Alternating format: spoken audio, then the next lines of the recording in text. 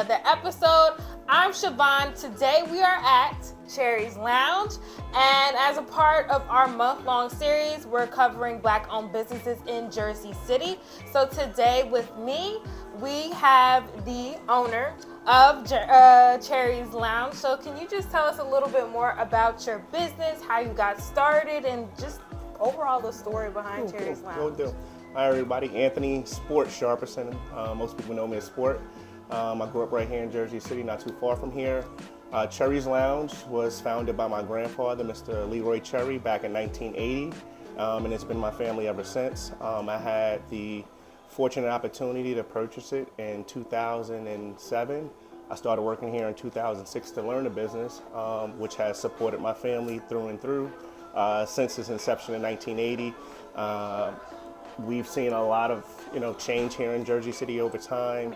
I've always tried to participate in the community just like my grandfather. Like, we've sponsored little leagues, coat drives, book drives, anything that you can name that's community centric, like we participated in, because Cherry's Lounge is a vital piece to this community. Again, we've been here since 1980. That's 43 years, right? We celebrated our 40-year anniversary during the pandemic. We were fortunate enough to have a block party. We had some people come out, the mayor, council. We had artists perform, and it was a great day. That was right in the height of the pandemic. And the city did a great job with that, of allowing businesses to, sort of survive. Like, other towns really were hit hard by, administrations that cracked down on it. But back to Cherry's Lounge.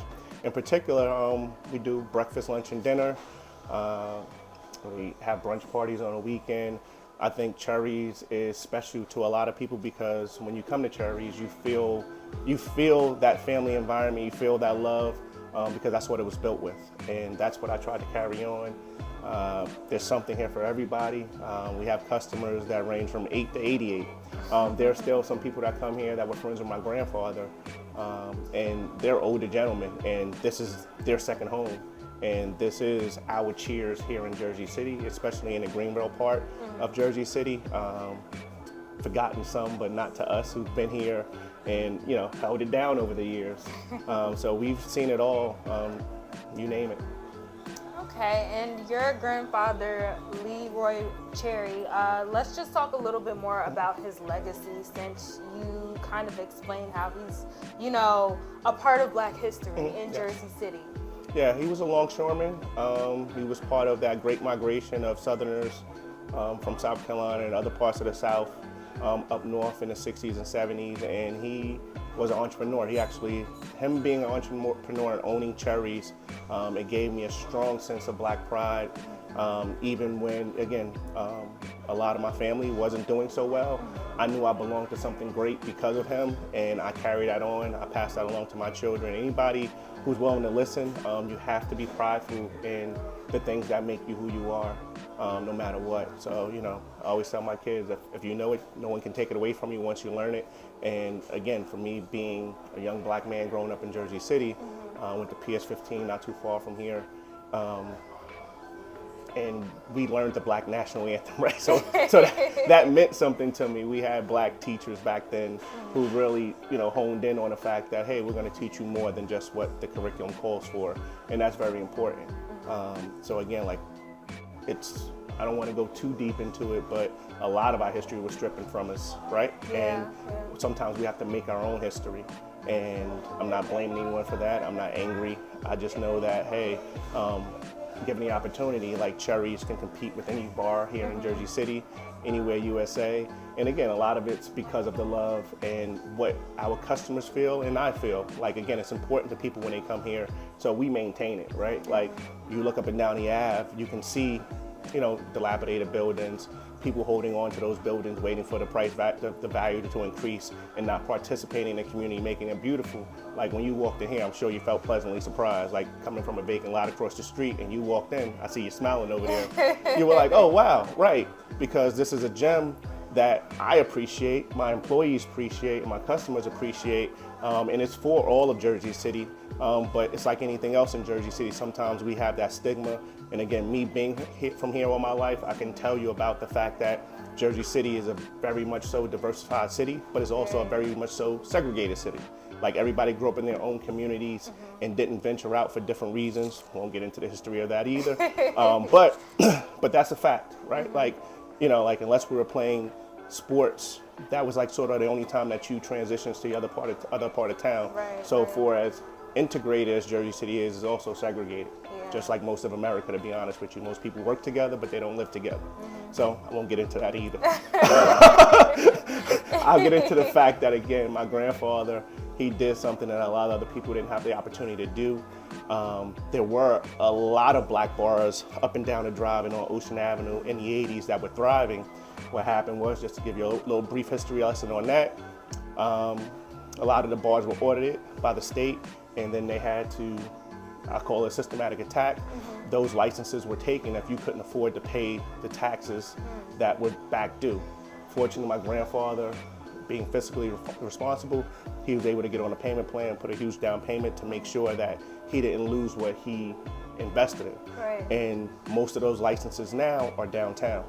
So, you know, the community always didn't look the way it looked, and obviously there's a revitalization happening, there's more interest happening.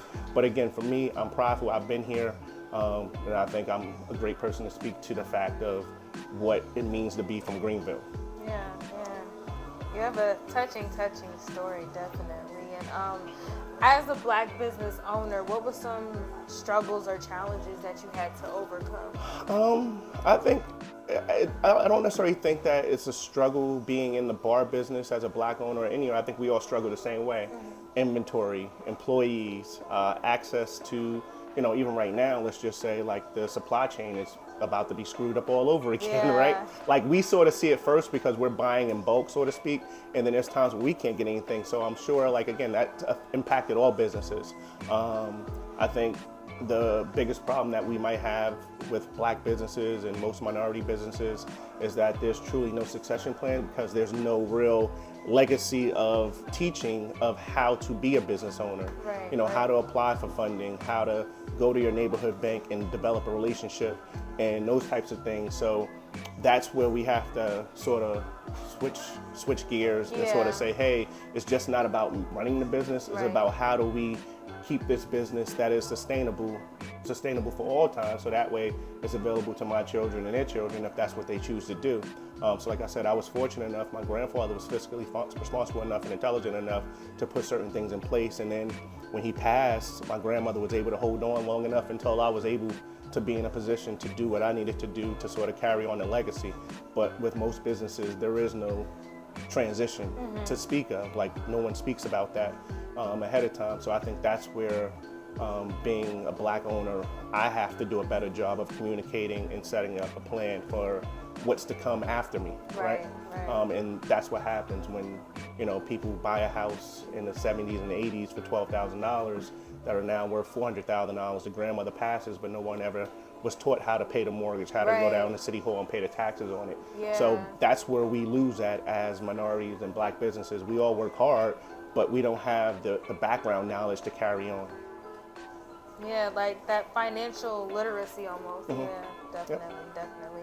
And what's like one piece of advice you would give to black-owned businesses?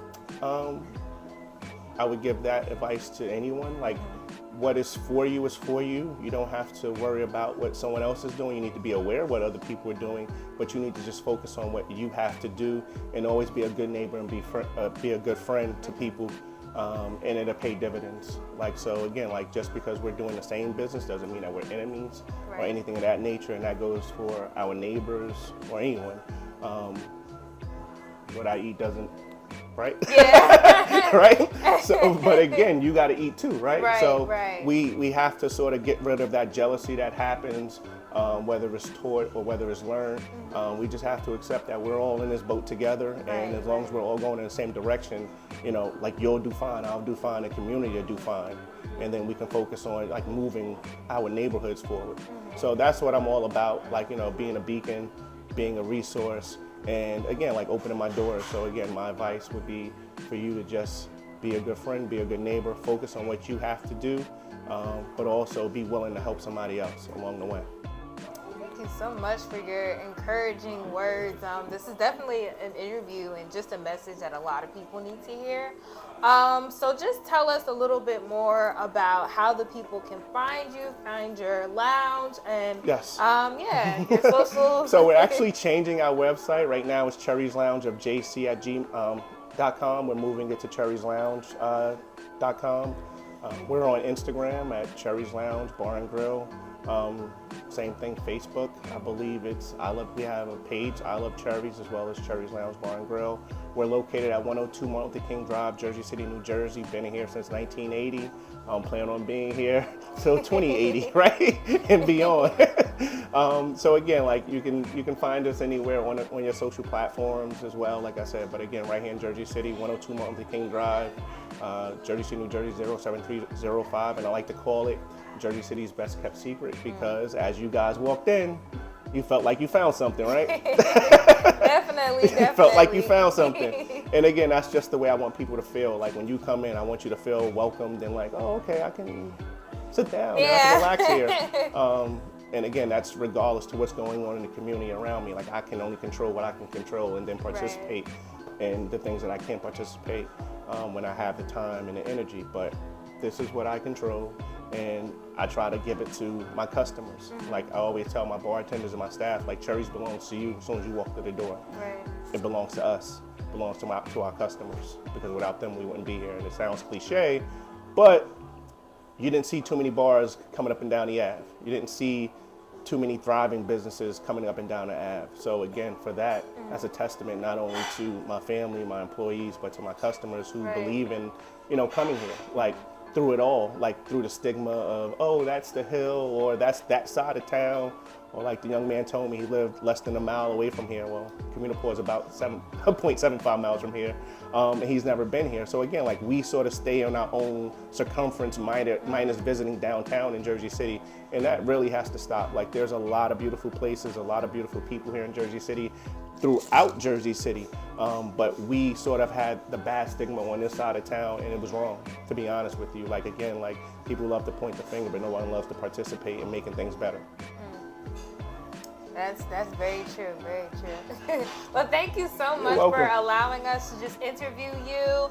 And thank you guys for watching today. I'm Siobhan, and tune in next week as we continue to cover Black-owned businesses in Jersey City. Thank you. Thank you. Thank you for visiting.